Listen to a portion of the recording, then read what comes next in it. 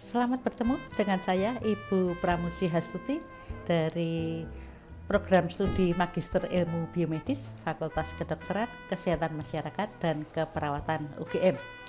Pada saat ini saya akan melanjutkan materi tentang molekuler genetika hemoglobinopati sebelumnya, dan ini akan saya lanjutkan tentang molekuler hemoglobinopati itu sendiri. Kita lihat nanti tentang hemoglobinopati, ada hemoglobin S atau penyakit sickle cell, kemudian ada talasemia alfa dan talasemia beta, dan beberapa varian hemoglobinopati yang lain.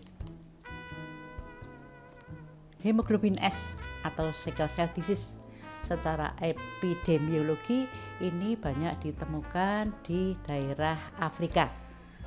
Pada populasi Afrika kita temukan sekitar 40% populasi penduduk mengalami atau menderita hemoglobin S, dan penduduk di Afrika Amerika itu kita temukan di dalam populasi tersebut 8% mengalami hemoglobin S.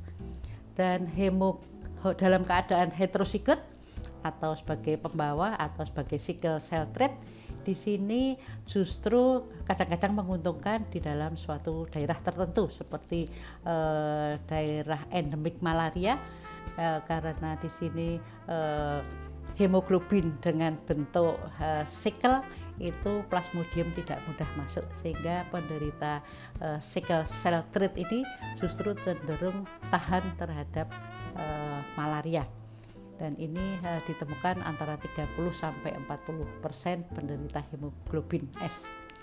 Kemudian dalam bentuk homozigot sebagai pembawa penyakit sickle cell, di sini karena molekulnya berubah, maka di sini mudah terpecah dan akan mengalami penderita ini mengalami anemia.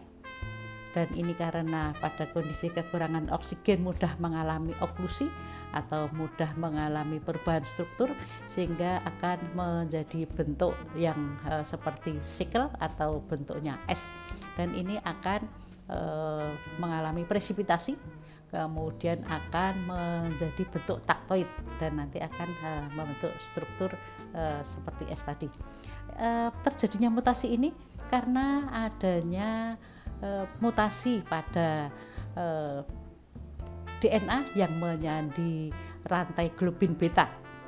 Di sini adanya perubahan asam amino di dalam urutan DNA nomor 6, yang dalam keadaan normal asam aminonya adalah glutamat, tetapi adanya mutasi ini glutamat diganti oleh valin. Maka glutamat yang sifatnya larut air diganti oleh valin, ini larut lemak, tidak larut air. Dengan perubahan struktur ini hemoglobin menjadi tidak normal, terutama pada keadaan oksigen yang rendah, mudah membentuk sickle dan menjadi huruf seperti S, dan ini akan mudah dipecah, akan diekskresi. Patofisiologi dari sickle cell ini karena adanya mutasi yang menyebabkan keadaan kekurangan oksigen, kemudian ini akan mengalami polimerisasi, dan polimerisasi ini akan mengubah bentuk membrannya, dan ini akan menjadi bentuknya sickle, dan ini akan di kapiler akan mudah mengalami oklusi, sehingga akan mungkin menutupi ke jaringan-jaringan yang di bawahnya atau perifer, yang akan menyebabkan infrak. Dan karena mudah dipecah, kemudian akan waktunya lebih pendek dibandingkan hemoglobin yang normal, sehingga ini akan mengalami anemia dan jaundice, kemudian sampai membentuk batu empedu. Hemoglobinopati yang lain adalah talasemia. Kalau kita lihat hemoglobin, ada hemoglobin alfa beta dan sebagainya tadi, globin alfa beta dan sebagainya, maka di sini abnormalitas bisa terjadi pada semua itu. Apakah ada gangguan pada molekul alfa atau molekul beta, molekul gamma, molekul delta dan sebagainya, itu bisa terjadi pada satu orang, tetapi mungkin satu orang ini bisa mengalami gangguan bersama-sama. Jadi tidak hanya satu yang terganggu, tetapi mungkin ada gangguan alfa dan delta dan sebagainya ini. Dan ini tetapi secara umum tidak akan terjadi bersama-sama antara alfa dan beta, tetapi alfa dan delta, alfa dan gamma itu bisa.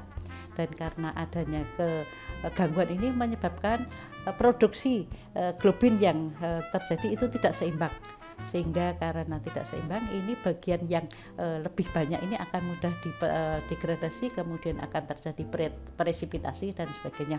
Dan karena menyebabkan pemecahan yang berlebihan ini sehingga tampak anemia dengan sel yang lebih pucat dan bentuk sel yang lebih kecil atau hipokrom dan mikrosit.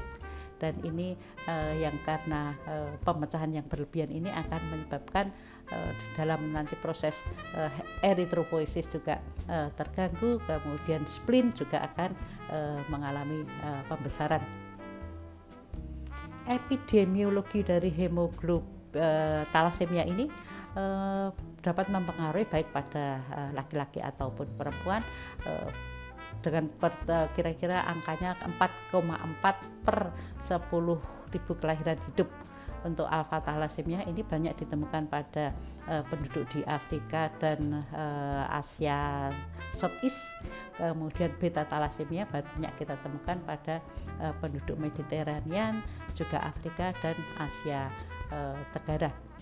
Dan ini bisa kita temukan antara 5-30% dari penduduk tersebut, sehingga kalau kita pandang nanti akan diturunkan ke generasi berikutnya, maka angka yang sampai 30% ini risikonya nanti kalau diturunkan kepada generasi selanjutnya, maka kemungkinan penyakit ini akan menetap di dalam suatu populasi. Klasifikasi dari thalassemia alfa dan thalassemia beta ini, kalau misalnya ada mutasi yang ringan atau misalnya alfa thalassemia yang sebagai trait itu mungkin kalau kita lihat HB-nya itu mungkin rendah tetapi masih dalam batas normal. Kalau sampai terjadi gangguan yang lebih berat atau yang dinamakan HBH gitu ya, itu kadar hemoglobinnya sangat turun. Kemudian kalau sampai terjadi hidrofetalis, jadi praktis alfa globinnya tidak disintesis, maka ini akan direspon oleh tubuh dengan mensintesis globin gamma yang meningkat. Maka kemungkinan struktur globinnya itu sebagai gamma secara keseluruhan, dan di sini sebagai penderita hidrofetalis pada umumnya tidak akan hidup dalam waktu yang panjang, jadi biasanya akan meninggal masih umur muda. Kemudian untuk beta thalassemia, kalau gangguannya itu minor gitu ya, itu kadar HB-nya mungkin tidak begitu turun atau kadar HB-nya masih dalam batas rendah tetapi tidak begitu berat simptomnya. Sedangkan kalau intermediate, jadi tengah-tengah gitu ya, itu HB-nya turun. Kemudian kalau sudah mayor itu biasanya kadar HB-nya sangat rendah, dan ini mungkin yang perlu transfusi dilakukan terus-menerus. Dan ini respon tubuh karena globin betanya yang terganggu, maka tubuh akan mensintesis globin yang lain. Contohnya di sini HbA kemudian HbF yang meningkat. Ini adalah respon tubuh untuk mengganti hemoglobin yang tidak disintesis. Kalau kita lihat secara elektroforesis hemoglobin tersebut, maka kita bisa melihat HbA yang kadarnya tinggi sekitar 96%, HbA2 dan HbF itu rendah. Tetapi pada thalassemia yang trait itu, thalassemia beta yang trait itu HbA2 meningkat, HbA sudah mulai turun.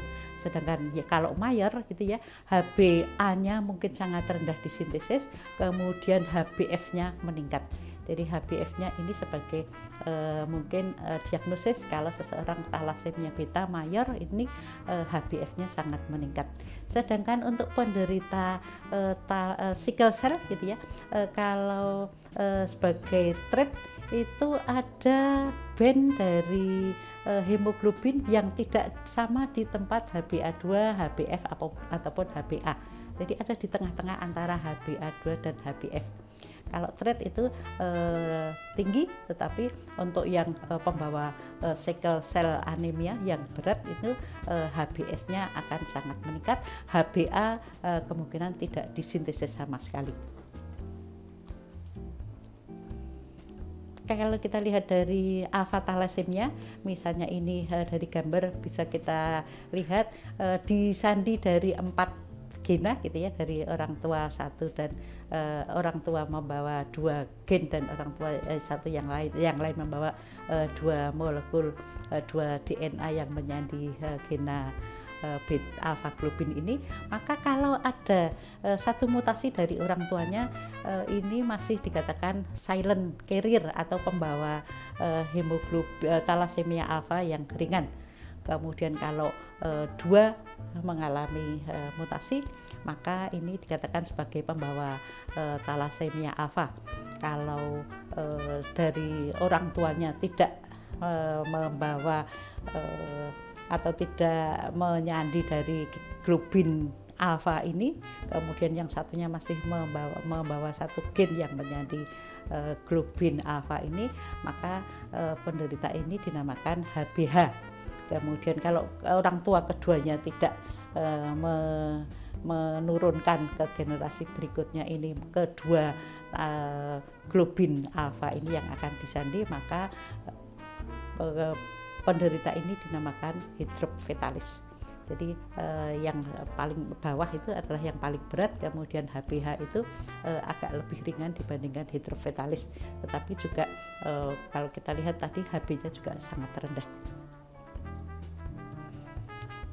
Kalau kita pandang dari bentuk selnya, untuk yang trait tadi mungkin sudah mengalami mikrosit dan hipokrom, jadi warnanya lebih pucat, kemudian juga selnya lebih kecil, MCV juga sudah turun.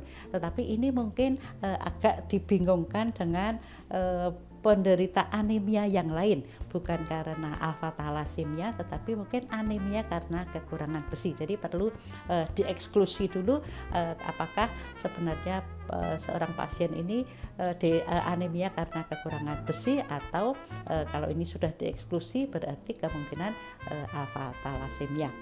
Kalau HbH ini lebih berat itu ya, alfa karena tidak disandi atau disandi sangat kecil, maka tubuh merespon dengan meningkatkan globin gamma dan globin beta, dan ini nanti akan terdapat kira-kira pada orang dewasa 5-40%, jadi sangat meningkat. Kemudian dengan elektroforesis akan tampak perbedaan pita-pita yang kita temukan. Kemudian juga mengalami mikrosit, hipokrom, juga sampai poikilositosis. Jadi selnya kita temukan bermacam-macam yang berbeda dibandingkan dalam keadaan normal. Hb-nya juga turun, dan ini cenderung mudah mengalami oksidasi sampai nanti terbentuk Heinz body. Kemudian kalau Hb bar ini yang paling berat, kemudian ini kemungkinan untuk hidup juga pada umumnya berat. Kemudian kemungkinan bayi akan mengalami asites, kemudian udem, kemudian sampai mengalami hepatosplenomegali dan seterusnya. Ini kondisi ini cukup berat. Untuk beta thalassemia ini karena DNA yang menyandi globin beta itu ada mutasi. Di sini akan menyebabkan betanya tidak disintesis, maka akan direspon oleh tubuh dengan meningkatkan globin alfa.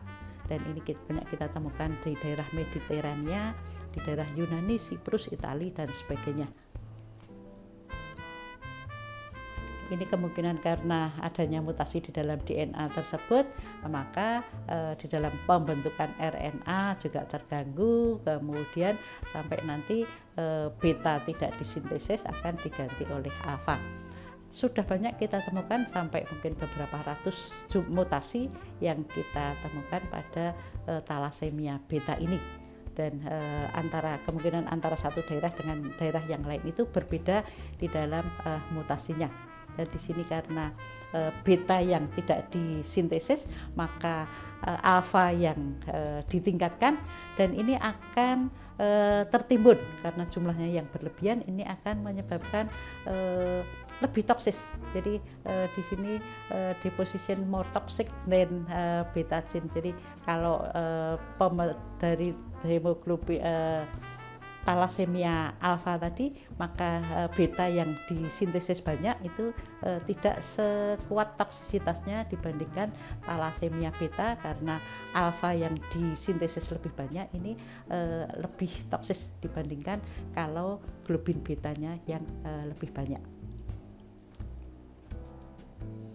Dan karena alfa talasemia, alfa globin lebih banyak disintesis, ini ketidakseimbangan tadi menjadi tidak stabil, sehingga akan mudah didegradasi, kemudian akan menjadi inklusi, kemudian ini juga respon tubuh meningkatkan eritropoiesis, tetapi karena untuk memenuhi kebutuhan ini juga tidak normal, sehingga eritropoiesis ini juga tidak efektif, dan nanti akan terjadi pemecahan heme juga berlebihan, Fe berlebihan, kemudian fungsi limpa untuk detoksikasi ini juga lebih berat, maka akan mengalami splenomegali.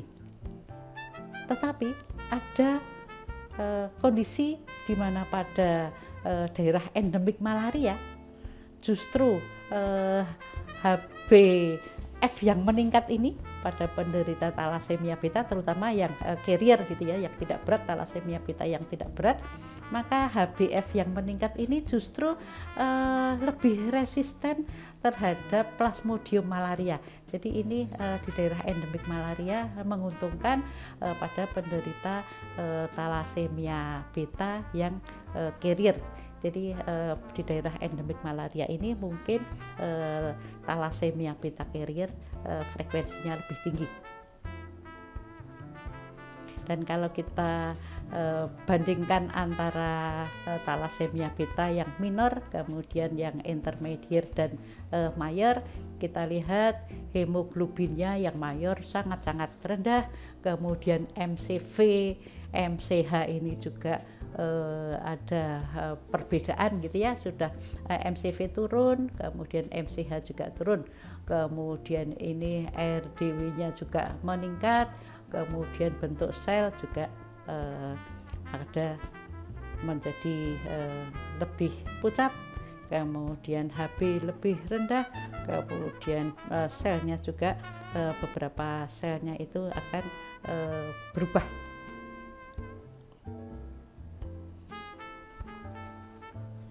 Kalau kita bandingkan antara talasemia beta ini berdasarkan kadar Hb-nya, HbA2, Hba dan Hbf. Jadi globin A, Hba itu alfa 2 beta 2, Hba2 itu alfa 2 delta 2, dan Hbf itu alfa 2 gamma 2, maka sebagai pembawa sampai silent carrier, jadi kalau misalnya ada mutasi tetapi masih ringan, Hba, Hba2 dan Hbf masih mungkin dalam batas-batas normal. Kalau talasemia beta yang minor, ini Hba-nya sudah mengalami penurunan, kemudian Hbf itu kemungkinan juga sudah meningkat. Sedangkan untuk yang talasemia mayor, talasemia beta yang mayor, ini Hbf-nya diantaranya sebagai penanda diagnosis itu terjadi peningkatan, dan Hba-nya sudah mengalami penurunan. Beberapa hemoglobinopati yang lain diantaranya adalah herediter persisten fetal hemoglobin. Di sini banyak ditemukan pada populasi orang kulit hitam, dan ini juga respon tubuh meningkatkan Hbf, jadi Hbf-nya meningkat sampai orang itu dewasa. Kemudian kadang-kadang tidak tampak anemia, dan di sini pada penderita yang heterozigot Hbf-nya itu bisa kita temukan antara 20-20%. Dan di sini kalau bersama-sama seseorang mengalami herediter persisten fetal hemoglobin juga bersamaan dengan mengalami hemoglobin S, maka di sini berbeda dengan hemoglobin S tadi, pada kondisi kekurangan oksigen dia akan membentuk sikel, sedangkan pada penderita HPFH dan HBS ini tidak akan mengalami cycling. Jadi ada perbedaan secara formasi atau bentuk dari selnya. Beberapa hemoglobinopati yang lain, misalnya ada perubahan asam amino nomor 11 yang dinamakan HB anantaraj. Lisin yang dalam keadaan normal pada asam amino nomor 11 itu diganti oleh glutamat. HB mahidal pada asam amino nomor 74 yang mestinya dalam keadaan normal aspartat diganti oleh histidin. HB yang lain yaitu hemoglobinopati yang lain adalah HB siam, mana asam amino nomor 15 dalam keadaan normal glisin diganti oleh arginin.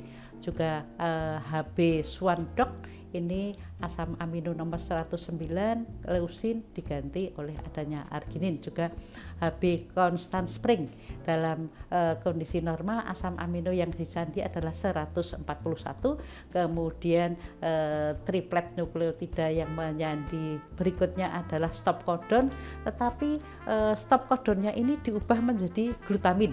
Jadi asam amino mestinya stop di nomor 141, sintesis lebih panjang lagi sampai nanti kita ketemu pasien ini ketemu di dalam sintesisnya ketemu dengan nukleotida sebagai stop codon, baru asam amino sintesisnya berhenti. Itu terjadi pada hemoglobinopati Constant Spring. Seorang pasien kemungkinan mengalami gangguan pada alfa maupun beta, delta maupun beta. Delta dan beta globinnya terganggu, ini dinamakan delta beta talasemia. Ini terjadi karena mungkin delesi dan difusi. Bisa dikelompokkan di sini delta beta nol atau delta beta positif. Di sini delesinya ini kalau sempurna gitu ya, di sini akan menyebabkan hemoglobin yang disintesis hemoglobin F 100%. Sedangkan hemoglobin F itu sifatnya dia mengikat oksigen kuat, sehingga kemungkinan seseorang ini akan mengalami kekurangan oksigen jaringannya. Sedangkan hemoglobin yang delta beta positif talasemia ini contohnya adalah HB Leber talasemia. Dan di sini homozigotnya di sini mungkin tidak begitu, hanya tampaknya hanya HBF atau HB Leber saja. Kalau kita lihat dari jumlah HB atau alfa 2 beta dan sebagainya tadi, perbedaan antara talasemia beta, talasemia alfa dan delta beta talasemia, di sini talasemia beta itu jumlah molekul alfa 2 beta 2-nya turun. Sedangkan untuk talasemia alfa itu alfa 2 beta 2, alfa 2 delta 2 dan alfa 2 gamma 2 itu turun.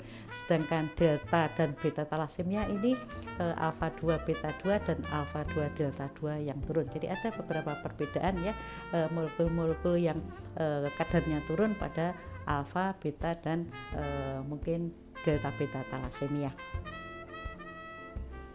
Hemoglobinopati yang lain adalah methemoglobinemia. Pada keadaan normal hemoglobin ini mengikat Fe sebagai molekul atau ionnya ferro, bukan feri. Nah, kalau ferinya ini ferro itu Fe2 teroksidasi menjadi feri, ini yang dinamakan methemoglobin. Seseorang dengan penderita ini menyebabkan hemoglobin yang berubah atau Fe-nya berubah menjadi bentuk ferin ini, dia mengikat oksigennya sangat lemah.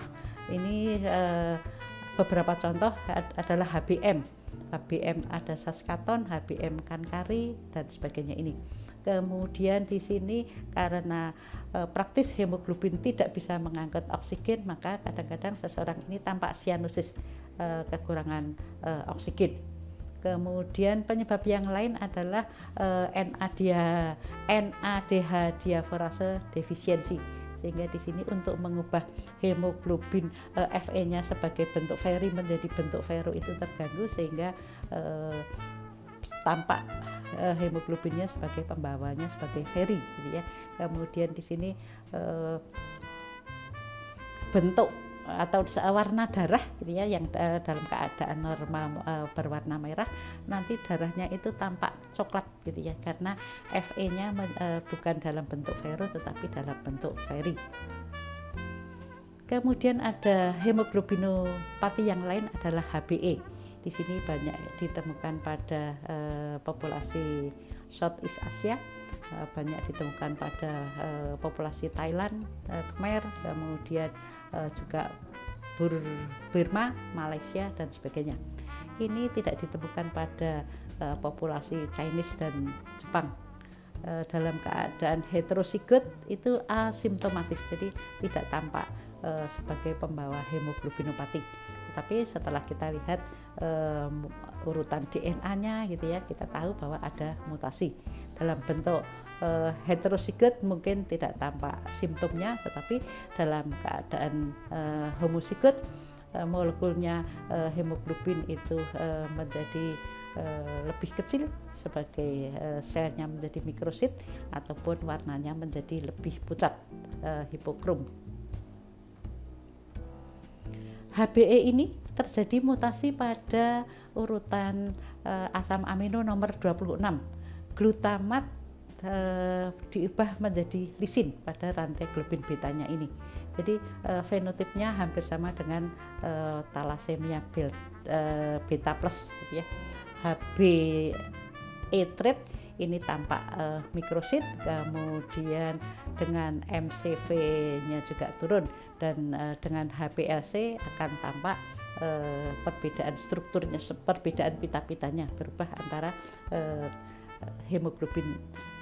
hemoglobinopati yang satu dengan yang lain. Hb konstan spring seperti tadi saya sampaikan, asam amino yang disandi mestinya 141, tetapi karena ada mutasi pada stop codon di sini pada nukleotida nomor 142 dari UAA diganti oleh CAA. Jadi mestinya sintesis protein berhenti, tetapi sintesisnya berlanjut menjadi nomor 142 menjadi glutamin, dan sintesis berlanjut sampai menjadi 172 asam amino pada rantai globin beta, rantai globin alfa. Dan di sini fenotipnya hampir sama dengan thalassemia alfa yang plus, jadi tidak mayor gitu ya, jadi hampir sama dengan alfa plus thalassemia. Kemudian HBC ini juga banyak ditemukan pada populasi Afrika Amerika. Ada perubahan asam amino pada gen globin yang dalam keadaan normal adalah glutamat diganti oleh adanya lisin. Tetapi di sini berbeda dengan HBS tadi, tidak mengalami taktoid tetapi akan menjadi kristaloid. Jadi di sini juga akan berubah strukturnya gitu ya. HBC ini dalam sebagai trait gitu ya, bukan mayor, asimptomatis, jadi tidak tampak penderita ini mengalami hemoglobinopati. Tetapi homozigotnya ini mungkin akan tampak sebagai sakit, dan di sini juga resisten terhadap malaria. Jadi ada keuntungan di daerah endemik malaria, pembawa hemoglobin C ini justru rentan tidak mudah terkena malaria. Secara asimptomatis mungkin anemianya ringan, kemudian mungkin splenomegali tapi tidak begitu berat. Untuk prognosisnya juga tidak jelek. Kalau penderita mengalami gangguan baik pada menjadi hemoglobin S dan hemoglobin C pada seseorang gitu ya, ini secara simptom tampak intermediate antara sickle cell dan HBC, jadi tengah-tengah gitu ya, tidak begitu berat tetapi juga tidak ringan. Kemudian tetapi akan tampak secara visual ada gangguan pada retina, kemudian nanti akan secara penglihatan juga akan terganggu. Kalau HBS bersama-sama dengan alfa talasemia pada seseorang ini diderita oleh kira-kira 20% pada penduduk di Afrika Amerika. Di sini juga MCHC-nya turun, kemudian di sini tampak secara simptom tidak berat gitu ya, bisa hidup lebih panjang, kemudian sakitnya juga tidak begitu berat dibanding kalau pada penderita talasemianya. Dan di sini pada justru kekurangan glukose 6 fosfat dehidrogenase G6PD deficient di sini justru akan memperbaiki sickle cell-nya. Nah, jadi beberapa hemoglobinopati seperti itulah kira-kira adanya gangguan di dalam urutan DNA yang akan mempengaruhi sintesis protein di dalam rantai globin, apakah beta ataukah delta ataukah gamma, alfa dan seterusnya, yang menyebabkan di dalam sintesisnya akan terganggu, yang menyebabkan ketidakseimbangan sifat membawa oksigen CO2 akan berubah, yang menyebabkan tampak secara simptomatis. Demikian topik tentang struktur molekuler dari hemoglobinopati kita pandang secara genetik. Terima kasih.